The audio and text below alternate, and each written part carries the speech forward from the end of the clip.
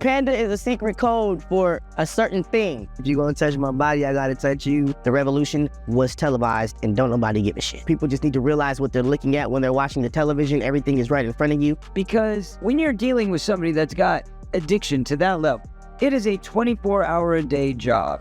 A U.S. court has unsealed a trove of documents related to Jeffrey Epstein. For years, Orlando Brown was dismissed as unstable. His interviews were clipped, mocked, and labeled incoherent.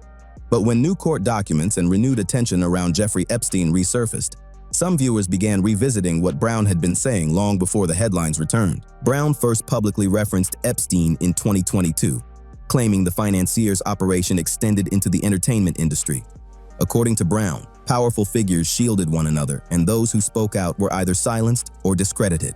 He went further, suggesting that Epstein's network included well-connected individuals across media and business. Some of his claims were extreme and remain unverified. Brown insisted he had spoken to authorities.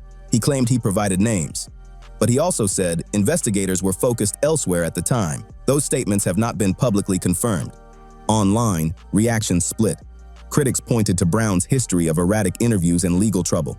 Supporters argued that whistleblowers are often dismissed before being taken seriously. What made the conversation resurface wasn't just Epstein's confirmed crimes, it was timing. Brown had made these statements before renewed public document releases reignited scrutiny around Epstein's associates. Whether exaggerated or rooted in personal experience, Brown framed himself not as a conspiracy theorist, but as someone who had witnessed something darker inside Hollywood. And to understand why some people began listening more closely, you have to rewind to where his career began. I'm just curious, sometimes where you got arrested and, you did a mugshot, you always smile. Yeah. Walk me through as far as your mindset, like, do you be smiling, like, while they're taking you there, are you smiling, like, the whole time? Like, well, I be genuinely, like, lit. Like, I be like, yo, bro, like, well, 9 times out of 10, I'll give great conversations to somebody, because if you're gonna touch my body, I gotta touch you with my heart and my words. That's all I can do, right? Yeah. So I'm in the car with the police officer, he recognizes me, and he's like, we got you, Mr. Brown. I'm like, all right, cool. Yeah. Before the allegations and interviews, Orlando Brown was one of Disney's most recognizable teen actors. He rose to fame playing Eddie Thomas on the hit series That's So Raven, becoming a familiar face to millions of young viewers in the early 2000s. At the height of the show's popularity, he was considered one of the network's standout young talents. Then, almost immediately after the series ended, his life began to unravel. In 2007, at 19 years old, Brown was arrested during a late-night traffic stop. Police reported finding marijuana inside the vehicle. He denied ownership, stating the car was borrowed, but the arrest marked his first major post-Disney legal issue. The pattern continued. In 2011, he was arrested again during another traffic stop, this time on suspicion of driving under the influence.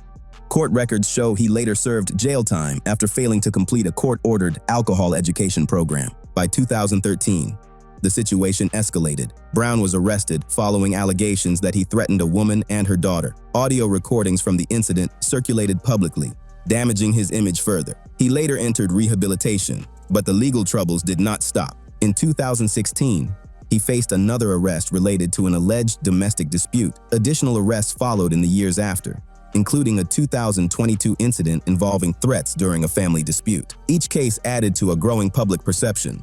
Child star turned cautionary tale. To many observers, Brown's behavior discredited his later accusations, but others questioned whether his downward spiral was simply personal failure or a sign of something that happened much earlier. And that's where his most controversial claims begin. The panda, all that stuff is so real. You want to go get fucked by Shaba until your eyes pop out, go ahead. I mean, that's up to you. But, I just think that, people just need to realize what they're looking at when they're watching the television. Everything is right in front of you. The revolution was televised and don't nobody give a shit. Panda is a secret code for a certain thing. When it comes down to that certain thing, you basically have a certain nerve in your rectum. And if you touch that nerve, you can turn a person into an animal. You can turn a person into whatever you want them to be if you just hold them down. When you see black eyes, like Blueface and, shit like that, he got beat up, but he didn't get beat up where you thought he got beat up. He got beat up somewhere else. Eyes come out, and they call them panda eyes. In multiple interviews, Orlando Brown described what he called hidden practices inside the entertainment industry. Some of these claims were graphic, many were unverifiable, and all of them were controversial. One of the phrases he repeatedly used was "panda eyes." Brown alleged this term referred to visible bruising that he claimed resulted from abuse.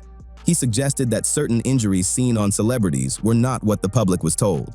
There is no verified evidence supporting this claim, and medical experts have not substantiated the explanation he described. Still, the phrase circulated widely online. These accusations remain unproven. He further suggested that entertainment companies were connected to broader trafficking networks. No verified evidence has linked major studios directly to Epstein's criminal operation. However, Epstein was documented to have social and professional relationships with high-profile individuals across business, academia, and politics. What made Brown's statements difficult to assess was their mixture of documented reality and unconfirmed detail. Epstein was convicted in 2008 and later charged in 2019. Official investigations ruled his death a suicide, though public skepticism persists. Brown, however, insisted Epstein was part of something larger and that the public was only seeing fragments. To critics, it sounded like conspiracy. To supporters, it sounded like someone describing trauma in fragmented language. But Brown was not the only former child star making allegations about systemic abuse in Hollywood, and that's where another name enters the story. So when I was working with Corey, I don't mean working on films, but I mean personal interrelations with Corey. And he would come stay at my house, and we're trying to get him into rehab. You know, it was a non-stop mission. Long before Orlando Brown began speaking about Hollywood abuse, another former child actor had already gone public. Corey Feldman, who rose to fame in the 1980s with films like The Lost Boys and Stand By Me. He repeatedly claimed that powerful men surrounded young performers and used their influence to silence victims. But in 2020, he released a documentary where he named individuals he alleged had abused him and his late friend and co-star, Corey Haim. Some of those allegations were strongly denied.